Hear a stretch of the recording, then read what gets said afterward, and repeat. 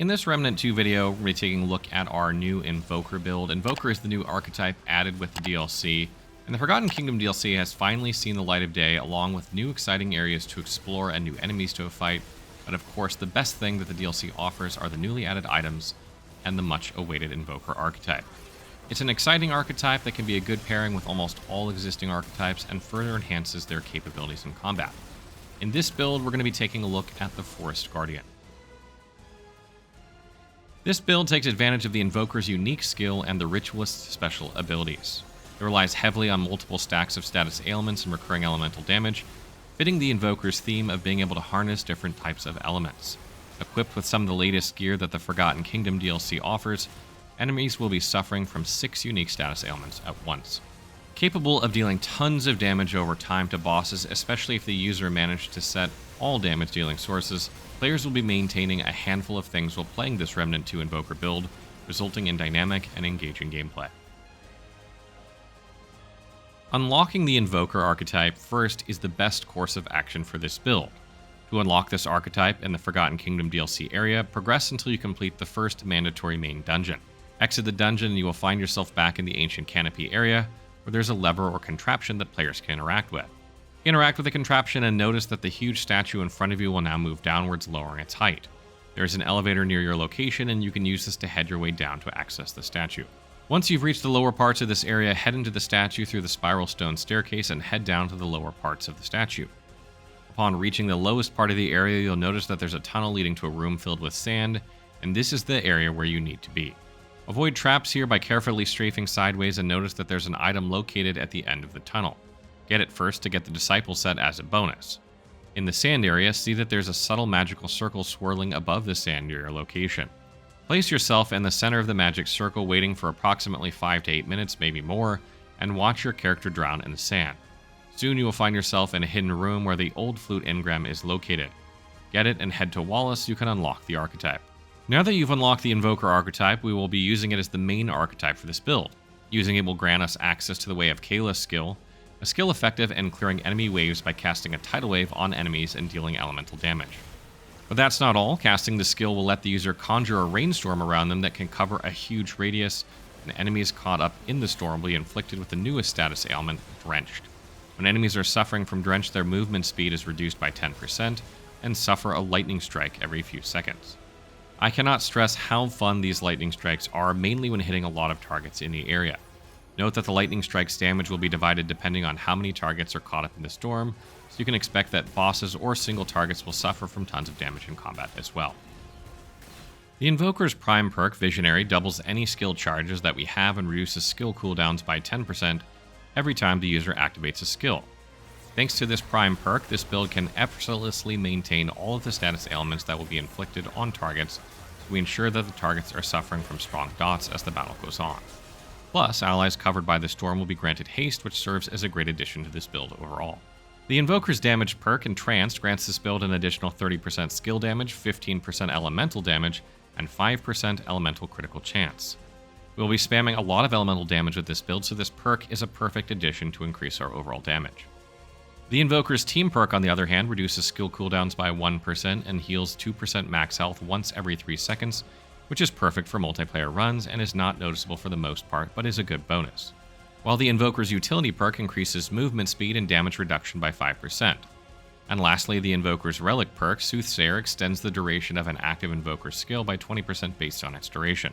The good thing about this perk is that it grants 25% relic usage speed, so when you count haste, that's a total of 32% relic usage speed alone without any glutton trait. With that being said, a user can easily take advantage of all of the additions of the mentioned perks, since most of these archetype perks rely on any Invoker skills, which you can easily maintain most of the time when using Way of Kayla. For the second archetype, the Ritualist will take the spot, boosting the build's overall firepower with strong damage over time from status ailments, or simply adding more damage multipliers. For this build, I decided to use Miasma to easily inflict corroded, burning, overloaded, and bleeding to targets. Thanks to the Invoker's added skill charges and the Miasma's short skill cooldown, you will have 2 charges of Miasma at your disposal, and you can easily maintain 5 to 6 unique status ailments inflicted on a target. The Ritualist damage perk, Wrath, improves this build's damage output by adding 5% critical chance and making enemies suffer 20% more damage when affected by negative status effects. A very useful trait for this build is enemies will constantly suffer from status ailments all the time, so the 20% additional damage multiplier and 5% is active most of the time. For the equipment setup for this build, since we'll be dealing with multiple damage sources such as multiple status ailments or elemental damage, we're inclined to bolster this setup with more elemental damage augments and status inflicting equipment so we can enjoy more status ailment stacks, which increases this build's overall damage. Starting with the long gun, the Sparkfire shotgun will return because of its ability to inflict burning on every shot. Paired with one of the latest mods, the Abrasive Rounds, which imbues ammunition with bleed status, while also adding 5% lifesteal. For the mutator, I like to use one of the latest mutators for this build, which is Searing Wounds. It further increases the range damage of the Sparkfire shotgun by 10% to burning targets. Targets will always be burning when using this build, so this is a huge plus. Also, this mutator will grant the ability to add another burning status effect to targets. Moving on to the melee weapon for this build, since we're dealing with status ailment stacking, I suggest using the Krell Axe still due to its capacity to inflict overloaded on targets and deal shock damage over time. Pair it with a Tainted Blade mutator so the build can apply corroded and overloaded on each axe throw.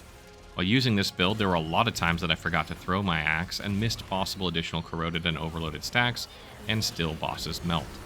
So most of the time I only use this weapon as part of the opener, but if you want to maximize your damage, make it a habit to use this weapon when refreshing status ailment stacks. Moving on to the handgun, which is Tech 22. I like using it not because of its damage, but because it's easy to use, particularly when applying more status ailments to enemies. The Tech 22 is equipped with one of the latest and interesting mods, which is the Flying Bomb Trap. What it does is it unleashes a trap that fires deadly flasks that detonate and damage nearby targets. Very useful when dealing with a horde of enemies or when fighting bosses as well.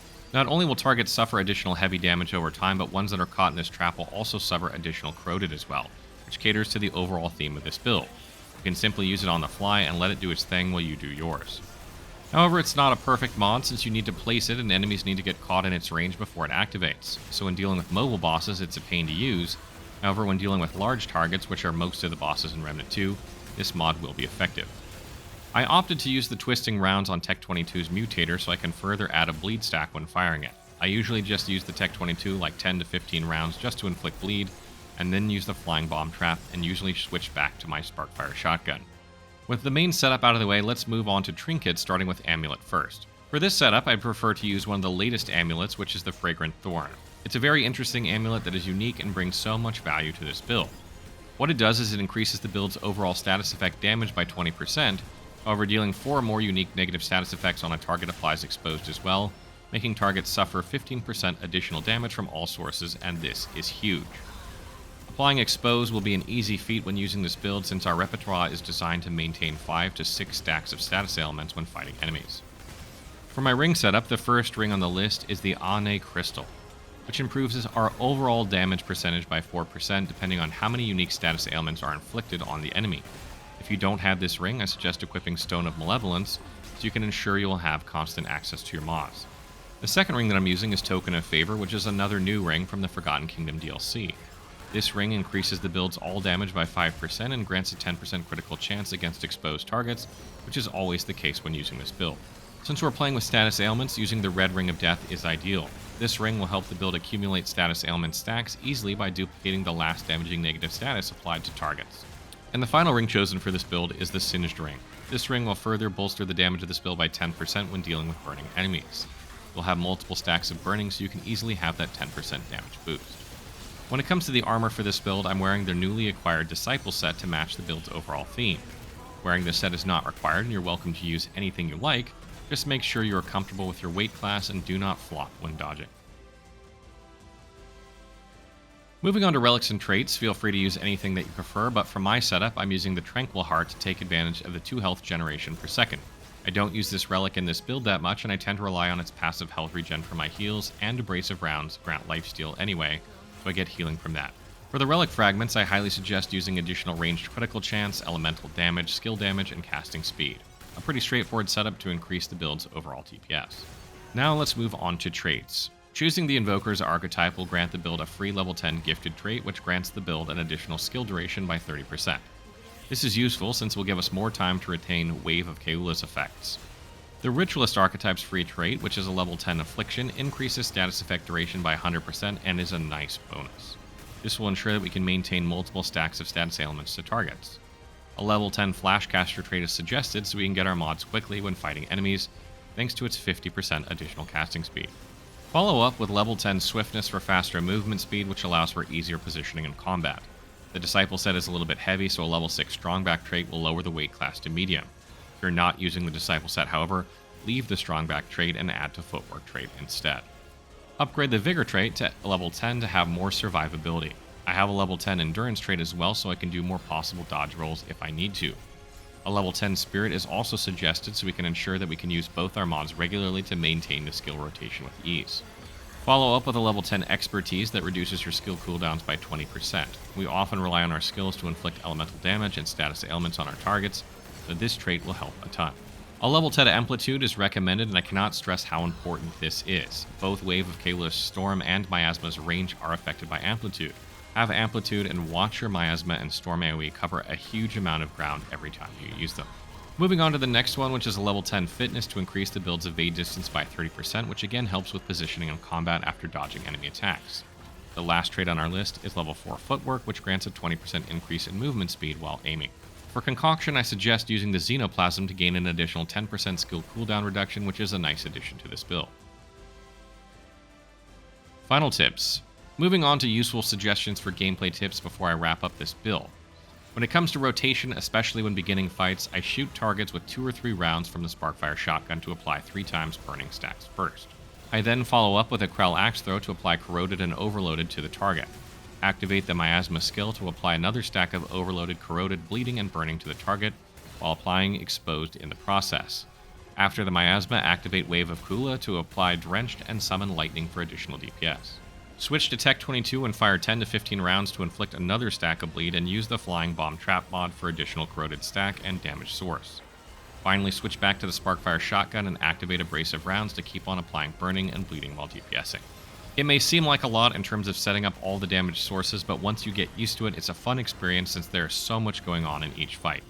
Maintaining each of the status element stacks is key to retaining that high damage over time, and you will get the hang of it with some practice. So that wraps up our Remnant 2 Forgotten Kingdom Invoker build. I hope you guys are enjoying the new DLC. It was a ton of fun for us. I don't know if we're going to do any more Remnant 2 builds until the next DLC, but I hope you guys enjoy this one. What builds are you guys playing? How are you enjoying it? Let me know in the comments below.